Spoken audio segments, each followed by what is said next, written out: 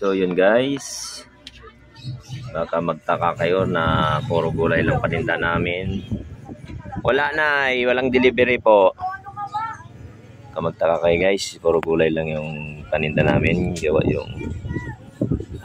yung planta po na kinukuhaan ko ng mga produkto ng manok ay wala pong katay hanggang bukas. Kasi po, nag-general cleaning po ang buong planta.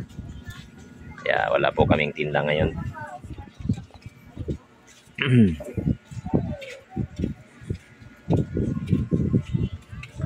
Wala kaming tinda. Ito lang paninda namin ngayon. At saka frozen nga pala. Kararating lang din ang deliver. Hindi ko na nilatag kasi medyo hapon na. Ito yung mga langkunisa.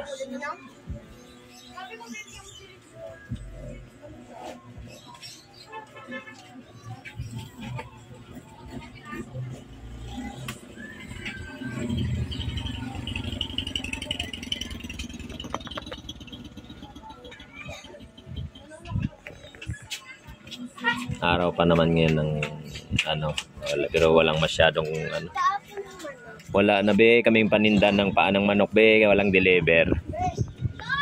Marami pong naghahanap ng mga isaw, atay, paa, yung mga ganun, liig, manok. Yung nga po naubos na po kasi.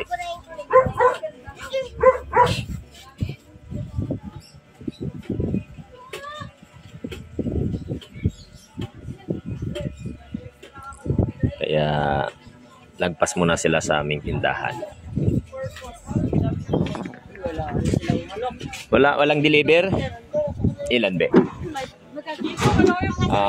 7 isa. 5 piraso.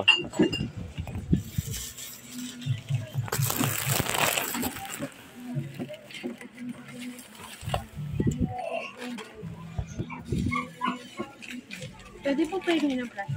Oo, pa-plastic natin para may hawakan.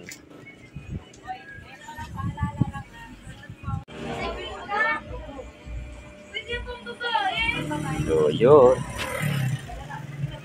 malagpas lang yung mga customer namin kasi wala nga kaming latag.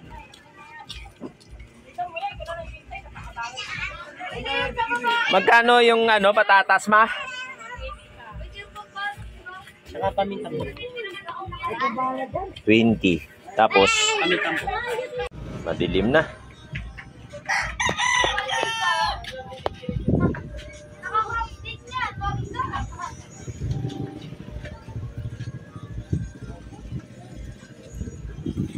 Madilim na. Maaga tayong magsara nito. Kasi wala tayong paninda.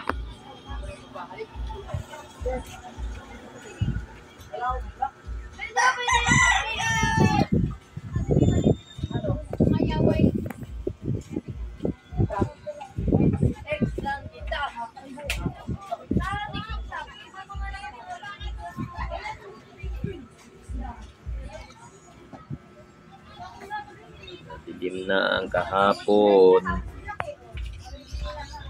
Ay nagsasound pa. Gabi na, padilim na eh.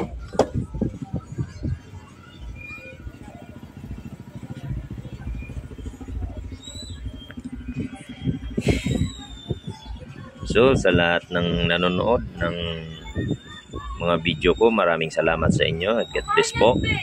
Sana po i-share nyo, i-like nyo po, subscribe nyo na rin po ang aking YouTube channel. So pakipalo na rin po. Maraming salamat sa inyo. Magandang hapon. Hapon na po, gabi na po eh. Gagabi na eh. Paki-support na lang po. Kahamog TV Vlog. Thank you po. Maraming salamat. Bye.